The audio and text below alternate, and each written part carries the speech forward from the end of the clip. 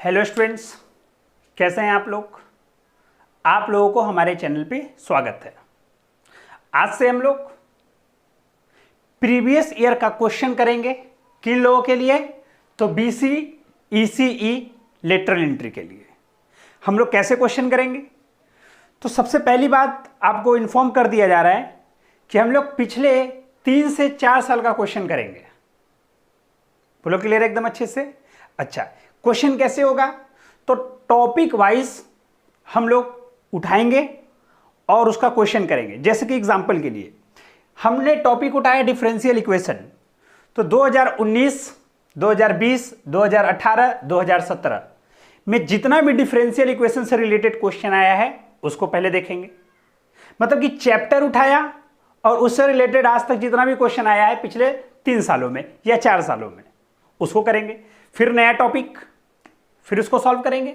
उसी प्रकार से मैकेनिक्स का भी होगा, है ना। क्वेश्चन ये मेमोरी बेस है, क्योंकि आपको पता है कि जब भी एग्जाम होता है तो आपको क्वेश्चन नहीं दिया जाता है। जब भी बीसी ईसी एलई का एग्जाम होता है तो क्वेश्चन आपको मिलता नहीं है ना। तो इसीलिए बुक में से आपको क्वेश्चन मेमोरी बेस है ना। तो उसमें जो क्वेश्चन दिए हुए उसको करेंगे, उसको सॉल्व कर लेने से बहुत हद तक सवाल सॉल्व हो जाता है। बोलो क्लियर है? तो चलो पहला क्वेश्चन करते हैं हम लोग। किस टॉपिक का क्वेश्चन है? Differential equation.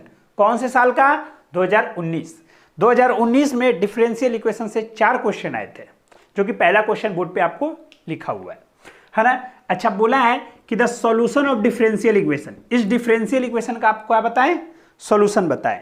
तो थोड़ा सा रफ्तार पकड़ेंगे हम लोग, है ना। आ जाओ, चलो सॉल्यूशन करते हैं। देखो तो क्या लिखा हुआ है, x dy by D x. कोई दिक्कत? अच्छा, y, थोड़ा सा मेरा साथ देना। क्या याद है कि log a minus log b, क्या log a बाई b होता है? बिल्कुल। तो इसको लिख सकते हैं log y by x plus 1। कोई दिक्कत है?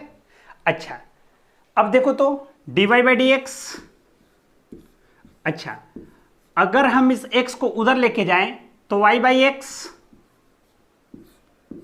Log y by x plus 1। कितने जन को ये बात देखते साथ लग गया है, पता पड़ गया है कि यह है होमोजेनियस डिफरेंशियल इक्वेशन, है ना। क्योंकि कितना डिग्री का? तो डिग्री 1 का। क्योंकि होमोजेनियस डिफरेंशियल इक्वेशन पता करने के लिए क्या करें? तो x के जगह पे लेमडा x और y के जगह पे लेमडा y पुट करें।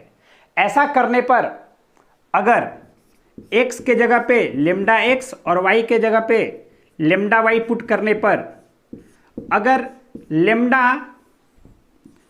fxy आ जाए, पावर n ले लेते, कुछ भी आ सकता है ना। तो ऐसे फंक्शन को हम लोग होमोजीनियस फंक्शन बोलते हैं।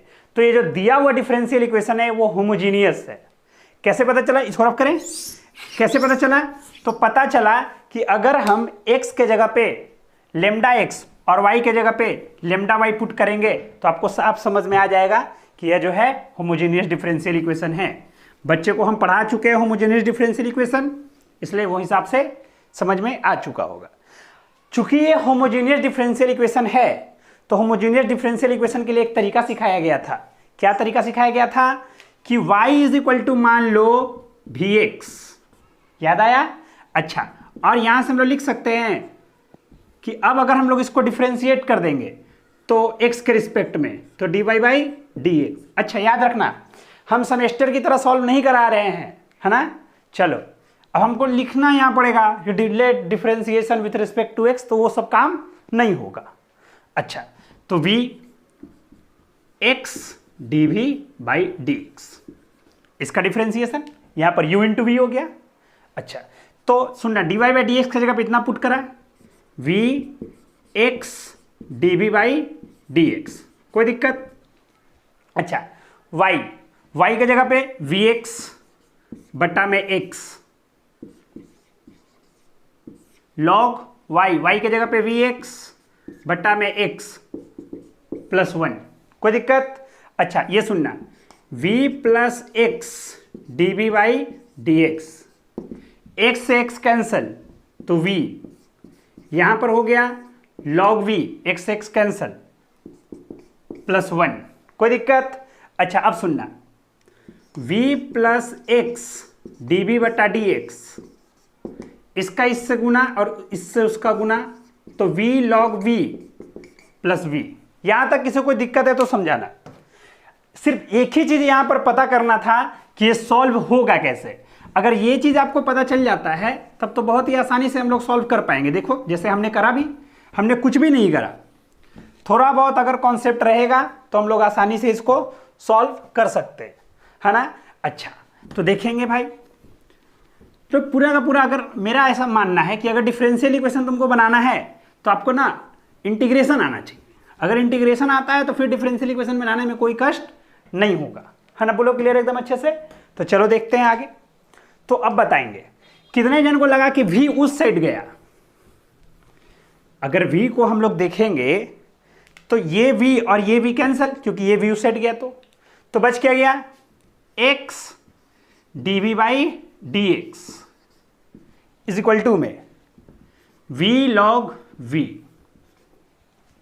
अब हम लोग वेरिएबल सेपरेबल मेथड लगा देंगे, v वाले को एक साइड, तो dv x log v, इधर dx बटा x, dx बटा x। बोलो क्लियर है। अच्छा अब हम लोग क्या करेंगे, तो dv, यहां पर v है ना जी, x नहीं है v है, v log v dx by x, दोनों साइड इंटीग्रेशन। अच्छा अब थोड़ा सा ना ईमानदारी से बताना मेरे को, थोड़ा सा ईमानदारी से बताना है, कितने जन को इसका इंटीग्रेशन पता है? कितने जन को इसका इंटीग्रेशन पता है? अच्छा देखो, इसका इंटीग्रेशन सॉल्व करने के लिए हम एक तरीका समझा देते हैं, अच्छे से सुनना, अच्छे से। यहां पर देखना, log v को हम t मान लेते हैं, तो अगर हम लोग इसका डिफरेंशिएशन करेंगे तो क्या लिखेंगे, 1 by V dv is equal to dt, लिखेंगे कि नहीं। तो पूरे कहानी में देखना, यहां पर थोड़ा सा समझा देते लिख के, dv बटा v को dt लिख सकते हैं, और 1 बाई log v को, सॉरी बटा में t। अच्छा और इधर में तो बेचारा dx बाई x सही है, तो इसका आंसर सुनना, log t, 1 बाई t का इंटीग्रेशन log t, और इधर में log x। अच्छा ये भी log t है, ये भी log x है, तो कांस्टेंट को भी log c मान लेते हैं। अच्छा अब सुनना, अब देखना, log t और t का मान है v, log v, तो t के जगह पे log v। अच्छा log a plus log b, log a into b, मतलब कि log x इंटू c। अब दोनों साइड से log हटा देते हैं, तो यहां पर क्या बच जाएगा, log v बच जाएगा। अच्छा और v के जगह पे क्या लिखेंगे, y बाई एक्स, और इधर से भी log हटा तो x इंटू सी। आंसर देख लो, x इंटू सी। क्या कॉन्सेप्ट क्लियर है? अच्छा हम ऐसा मान के चलेंगे कि तुमको इंटीग्रेशन आता है ना, तो यहां पर थोड़ा सा कष्ट होगा, बाद बाकी कहीं भी दिक्कत नहीं है। इंटीग्रेशन सॉल्व ऐसे कर दिए इसका। बोलो क्लियर है? तो बहुत ही आसान सवाल है, अगर तुम थोड़ा सा अच्छा से अगर सोच के बनाओगे तो ये सवाल पक्का बन जाएगा, है ना। चलो नेक्स्ट क्वेश्चन करते हैं, क्योंकि 2019 डिफरेंशियल इक्वेशन में टोटल 4 क्वेश्चन आए हैं, है ना। तो चलो नेक्स्ट क्वेश्चन करते हैं, आ जाओ। अच्छा एक क्वेश्चन, एक चीज और, है ना। देख ये क्वेश्चन बनाने में ना टाइम तो लगा है, हमको भी लगा, लेकिन अब क्या है ना कहानी में कि तुम कितना स्टेप को तुम सोच के आगे कर सकते हो, मतलब कि तुमको लिखना ना पड़े, है ना। और स्टेप तुम एक साथ 2-3 स्टेप तुम बढ़ सकते हो कि नहीं बढ़ सकते हो। अगर जिसमें ये चीज आ गया ना करना, वो आसानी से ना आगे बढ़ जाएगा, फिर उसको टाइम नहीं लगेगा। अब जैसे देख हम क्या किए कि दोनों साइड लिए, फिर ये स्टेप लिखे, फिर ये स्टेप लिखे, फिर ये स्टेप लिखे। अब सुन, अगर हम होते ना तो डायरेक्ट यहां से हम सीधे ये स्टेप लिख देते, अगर हमको बनाना होता, है ना, क्योंकि मेरे पास स्पीड है थोड़ा, तो ये स्पीड तुम भी हो सकता है, लेकिन उसी समय जब प्रैक्टिस करोगे, तो प्रैक्टिस बहुत जरूरी है, ठीक है। चलो नेक्स्ट क्वेश्चन करते हैं, आ जाओ। चलिए दूसरा क्वेश्चन देखते हैं। बोलता है कि the solution of differential equation, ये डिफरेंशियल इक्वेशन है, पूछता है इसका सॉल्यूशन क्या होगा।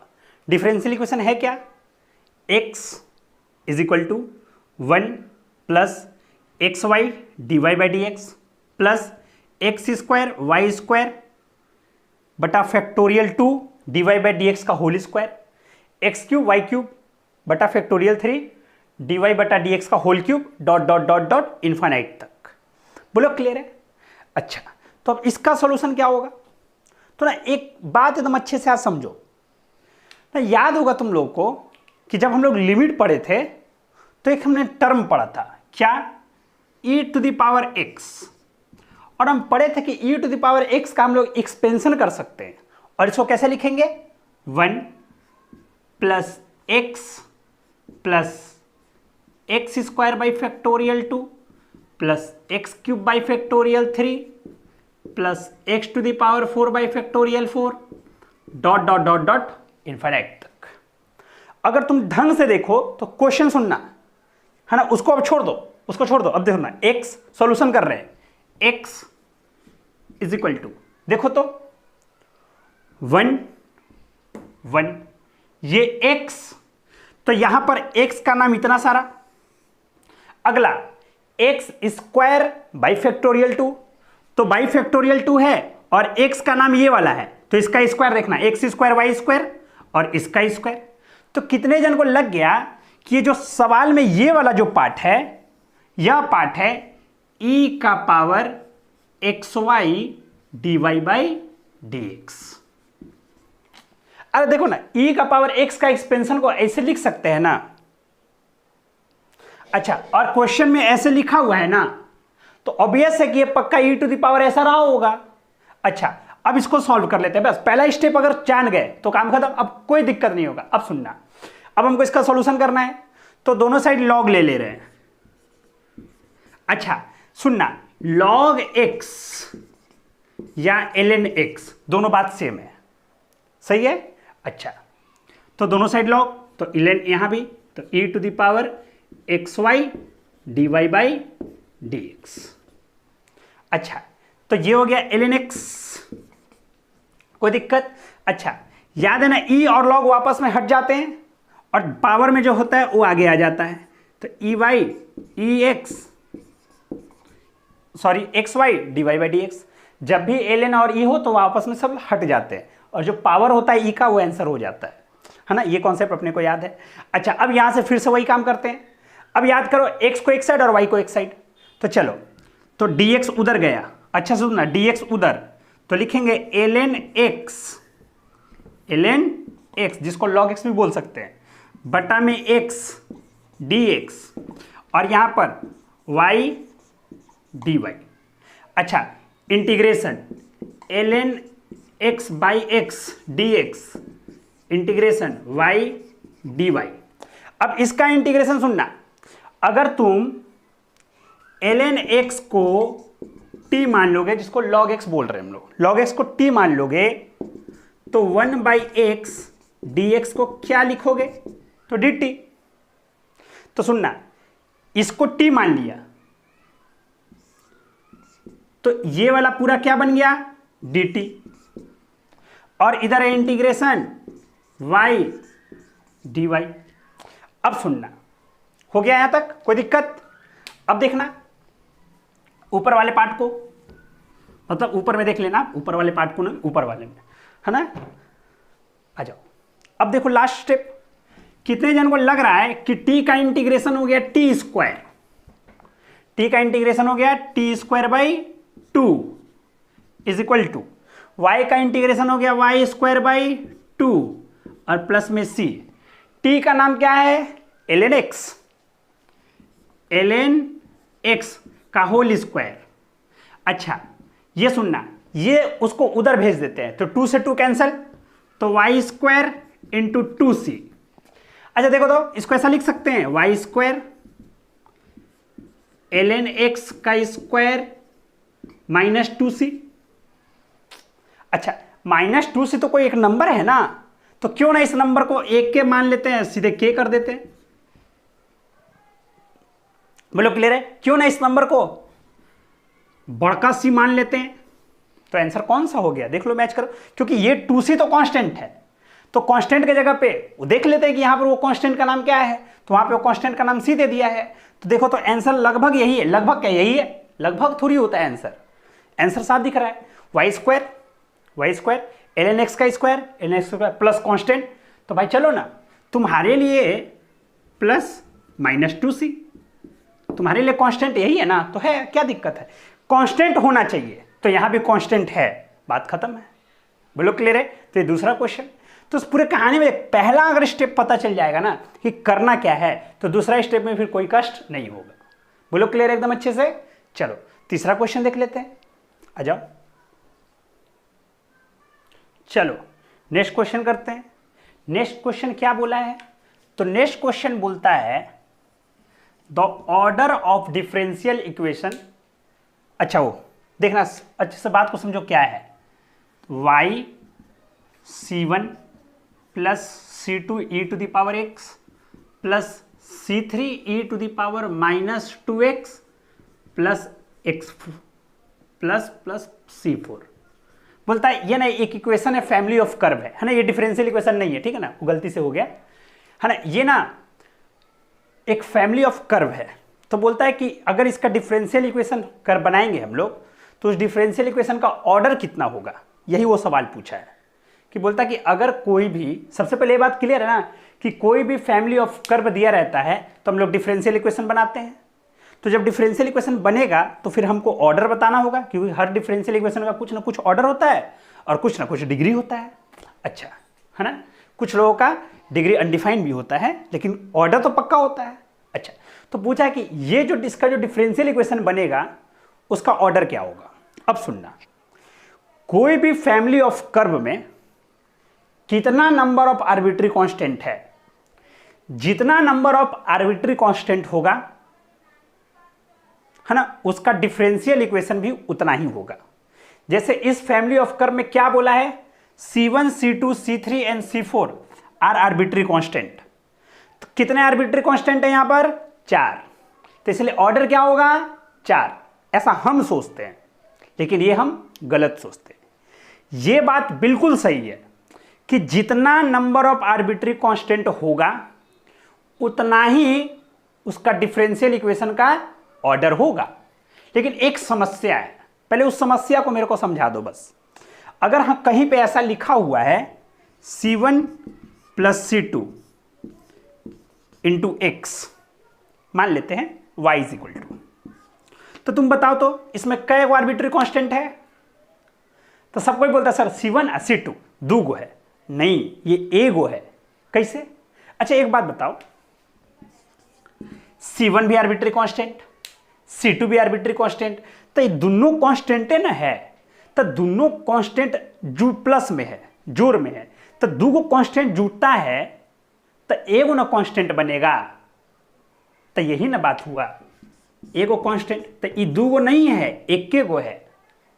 हाँ, लेकिन अगर हम तुमसे बोलते, सो सुनना, अगर हम तुमसे क्या बोलते, C1 plus C2 e to the power x मान लेते।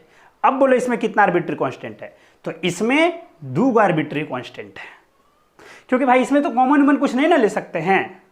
बोलो क्लियर है? लेकिन ये देखो, दो आर्बिट्री कांस्टेंट जुटेगा तब एक आर्बिट्री कांस्टेंट बनेगा। तो ये दो आर्बिट्री कांस्टेंट नहीं समझना है, ये एक गो है। अब वहां पर देखते हैं, इसको हम लिख सकते हैं y C1 C2 e to the power x plus C3 e to the power minus 2x into e to the power C4। अच्छा एक बात बताना, y C1 C2 e to the power x। अच्छा देखना, ये एगो आर्बिट्री कांस्टेंट, एगो arbitrary constant. अच्छा तो एक और बात बताता हूं, एक और बात बताना, तो C1 इंटू C2 गुना x कई गो आर्बिट्री कांस्टेंट हुआ, तो एगो, अरे भाई दो गो कांस्टेंट गुना होगा तो एगो कांस्टेंट ना आएगा, तो कई गो कांस्टेंट है ये, तो ए गो है, दो आर्बिट्री कांस्टेंट नहीं कहना। तो उसी प्रकार से सुनना, ई भी एक कांस्टेंट और ई भी एक कांस्टेंट, क्योंकि हमको पता है कि ई का मतलब होता है 2.71। अब 2.71 का पावर कुछ कांस्टेंट है, तो आखिर तो कांस्टेंट ना आएगा एगो, और ई भी एगो कांस्टेंट और ई भी एगो कांस्टेंट, तो दो गो कांस्टेंट अगर एक के जगह है तो गुना होके एगो कांस्टेंट बनेगा। तो इन दोनों के जगह पे हम लिख सकते हैं एगो नया constant e to the power -2x। तो टोटल कै गो कांस्टेंट हो गया, 3 गो। तो जय गो आर्बिट्री कांस्टेंट होगा उतना ही ऑर्डर होगा, है ना। तो भाई 3 गो आर्बिट्री कांस्टेंट है, इसलिए ऑर्डर भी 3 गो होगा। अब यही है बात, कॉन्सेप्ट में कोई दिक्कत नहीं, ये बात क्लियर है कि जितना आर्बिट्री कांस्टेंट होता है उसका डिफरेंशियल इक्वेशन का ऑर्डर भी उतना ही होता है। लेकिन तुमको पता होना चाहिए, ऐसा नहीं कि C1 C2 C3 C4 लिखा हुआ है तो तुम सबको जोड़ दिए और टिक मार दिए, नहीं कि हाँ भाई कई गो आर्बिट्री कांस्टेंट टिक मार दिए, नहीं, पहले सॉल्व करो। अगर मान लेते हैं हम ऐसे दे दे तुमको, सो सुनना, y C1 + C2 + C3 e to the power x, अच्छे से देखना, plus e to the power x plus c to the power 4, कै गो आर्बिट्री कांस्टेंट है बताओ तो? इसका ऑर्डर क्या होगा बता सकता है? बिल्कुल बता सकते। सो सुना कैसे, y इन सबको जोड़ोगे तो एगो कांस्टेंट आएगा, नाम दे दिए k1 e to the power x। अच्छा सॉल्व कर रहे हैं, अब सुनना, e to the power x और यहां भी एगो कांस्टेंट, तो e to the power c4 एगो कांस्टेंट है ना ये भी, तो e to the power c4, तो ये भी कांस्टेंट है, तो इसका नाम दे देते हैं k2। अब देखना e to the power x, तो e to the power x मतलब k1 + k2, है ना। तो कै गो आर्बिट्री कांस्टेंट है ये, तो एगो, तो इसका ऑर्डर भी एक गो होगा। बोलो क्लियर है? लेकिन तुम सोचोगे हो एगो, 2 गो, 3 गो, 4 गो, नहीं, एक ही होगा इस डिफरेंशियल इक्वेशन का ऑर्डर। बोलो क्लियर है? चलो एक लास्ट क्वेश्चन कर लेते हैं ना, आ जाओ। आइए ये लास्ट क्वेश्चन करते हैं। क्या बोला है? तो बोलता है कि इसका जब हम लोग डिफरेंशियल इक्वेशन बनाएंगे तो इस डिफरेंशियल इक्वेशन का डिग्री क्या होगा, यही चीज़ पूछा है कि इसका जब हम लोग डिफरेंशियल इक्वेशन बनाएंगे तो इसका डिग्री क्या होगा। लेमडा है आर्बिट्री कांस्टेंट, है ना, क्वेश्चन में दिया हुआ है कि लेमडा इज आर्बिट्री कांस्टेंट। तो बोला है कि जब इसका तुम डिफरेंशियल इक्वेशन बनाओगे तो इसका डिग्री क्या होगा। तो चलो देख लेते हैं भाई, तो सॉल्यूशन करते हैं। अच्छा तो कितना जो है आर्बिट्री कांस्टेंट है, तो एक आर्बिट्री कांस्टेंट है, इसलिए हमको एक बार डिफरेंशिएशन करना होगा। तो चलो ऐसा लिखें, 1 + x² प्लस 1 - y² बटा x, 1 + y² minus y 1 + x² is equal to lambda लिखेंगे। अच्छा अब हम यहां पर उसका सॉल्यूशन है यहां पर कर रहे हैं, ठीक है, क्यों कर रहे हैं भी समझ में आएगा। अब अगर एक बार हम डिफरेंशिएशन कर देंगे तो लेमडा हट जाएगा, और यही तो काम है डिफरेंशियल इक्वेशन में, आर्बिट्री कांस्टेंट को इलिमिनेट कर दो। तो एक वो आर्बिट्री कांस्टेंट इसलिए इलिमिनेट करेंगे, एक बार डिफरेंशिएशन करेंगे दोनों साइड, तो इस साइड वाला तो 0 हो ही जाएगा। तो अब डिफरेंशिएशन करना है, बोलो क्लियर एकदम अच्छे से। तो एक साइड हो गया u/v और एक साइड हो गया, बोलो क्लियर है? अब सुनना, तो एक साइड हो गया क्या, u/v। तो u/v में हम लोग क्या करते थे, जब u/v का फॉर्म का डिफरेंशिएशन आ जाए तो क्या करते थे, तो v को लिख देते थे। तो अब ना v को ना, ये पूरा को v मान ले रहे, ठीक है, तो v को लिख देते हैं, तो v को लिख दिए, तो v लिख दिए, अरे हमको जितना काम है उतना ही कर रहे हैं, हाँ अब थोड़ी सेमेस्टर है, तो v को लिख दिए। और क्या करिए, तो अब u का डिफरेंशिएशन करिए, तो u का डिफरेंशिएशन तो सुनना, 2x √1 + x², ये तो कंफर्म है ना कि इसका डिफरेंशिएशन होगा ये। अच्छा प्लस ये भी, क्योंकि ये पूरा u है, तो u का करते हैं 2y √1 + y² और dy/dx, क्योंकि x के रिस्पेक्ट में हो रहा है, कोई दिक्कत तो हो गया। v को लिख दिए, u का डिफरेंशिएशन कर दिए, माइनस, अब क्या करें, तो अब हम लोग u को लिख देंगे। तो चलो ऊपर वाला u है ना, तो इसको u मान लेते हैं, तो u खाली लिख दिए, काहे बड़का करने जाए। अच्छा, और अब करेंगे हम लोग v का डिफरेंशिएशन। तो v में ये पूरा है।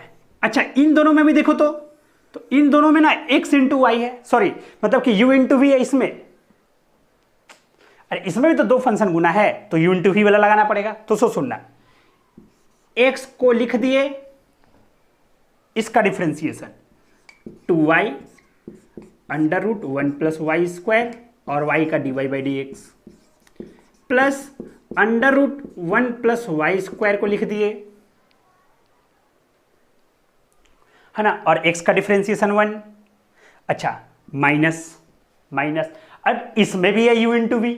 तो अब सुनना, y को लिख दिए और इसका हो गया 2x under root 1 plus x square. अच्छा, बटा में 2 होता है ना, यहां पर 2 होगा ना, बोलो क्लियर है, 2 होगा ना।